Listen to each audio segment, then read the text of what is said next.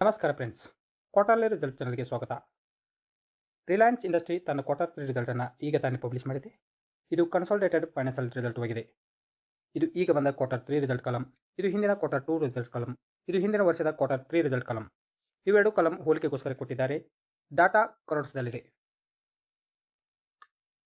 ಎಲ್ಲಕ್ಕಿಂತ ಮೊದಲಿಗೆ ನೋಡೋಣ ರೆವೆನ್ಯೂ ಫ್ರಮ್ ಆಪರೇಷನ್ ಅಂದರೆ ಆದಾಯದ ಬಗ್ಗೆ. ಹಿಂದಿನ ಕ್ವಾರ್ಟರ್ 2 ದಲ್ಲಿ ಕಂಪನಿಯು 2,35,481 ಕ್ರೋಡ್ ರೆವೆನ್ಯೂ ಜನರೇಟ್ ಮಾಡಿತ್ತು. ಹಿಂದಿನ ವರ್ಷದ ಕ್ವಾರ್ಟರ್ 3 ದಲ್ಲಿ ಕಂಪನಿಯು 2,27,970 ಕ್ರೋಡ್ ರೆವೆನ್ಯೂ ಜನರೇಟ್ ಮಾಡಿತ್ತು.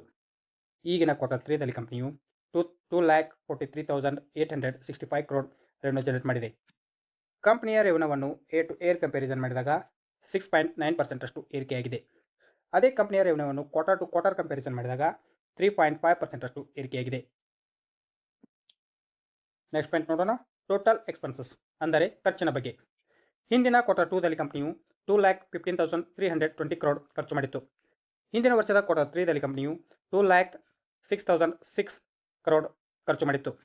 ಈಗಿನ ಕ್ವಾರ್ಟರ್ 3 ದಲ್ಲಿ ಕಂಪನಿಯು 2,19,436 ಕ್ರೋಡ್ ಖರ್ಚು ಮಾಡಿದೆ.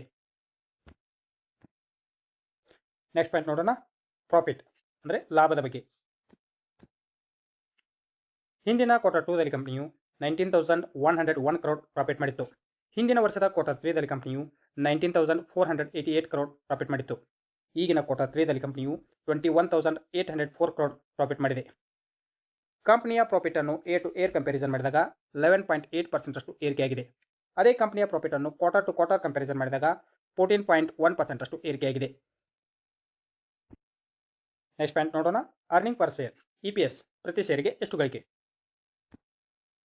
ಹಿಂದಿನ ಕ್ವಾರ್ಟರ್ 2 ದಲ್ಲಿ ಕಂಪನಿಯು 12 ರೂಪೀಸ್ 24 ಪೈಸೆ, ಹಿಂದಿನ ವರ್ಷದ ಕ್ವಾರ್ಟರ್ 3 ದಲ್ಲಿ ಕಂಪನಿಯು 12 ರೂಪೀಸ್ 76 ಪೈಸೆ, ಈಗಿನ ಕ್ವಾರ್ಟರ್ 3 ದಲ್ಲಿ ಕಂಪನಿಯು 13 ರೂಪೀಸ್ 70 ಪೈಸೆಗೆ ಏರಿಕೆಯಾಗಿದೆ.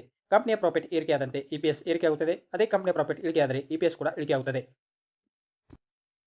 ಓವರಾಲ್ ಕ್ವಾರ್ಟರ್ ರಿಸಲ್ಟ್ ಬಗ್ಗೆ ಹೇಳೋದಾದರೆ ಪಾಸಿಟಿವ್ ನಂಬರ್ ಎಂದು ಹೇಳಬಹುದು. ಶೇರ್ನಲ್ಲಿ ಏರಿಕೆ ಆಗಬಹುದು. ನೋಡೋಣ ಮಾರ್ಕೆಟ್ ಯಾವ ರಿಯಾಕ್ಷನ್ ತೋರಿಸುತ್ತೆ ಅಂತ. ಇನ್ವೆಸ್ಟ್ಮೆಂಟ್ ಮಾಡುವ ಮೊದಲು ನಿಮ್ಮ ಫೈನಾನ್ಷಿಯಲ್ ಅಡ್ವೈಸರ್ ಸಲಹೆ ಕೇಳಿ ಇನ್ವೆಸ್ಟ್ಮೆಂಟ್ ಮಾಡಿ. ವಿಡಿಯೋ ಇಷ್ಟವಾದರೆ ಲೈಕ್ ಮಾಡಿ, ಶೇರ್ ಮಾಡಿ ಮತ್ತು ಸಬ್ಸ್ಕ್ರೈಬ್ ಮಾಡ್ಕೊಳ್ಳಿ. ನಮಸ್ಕಾರ.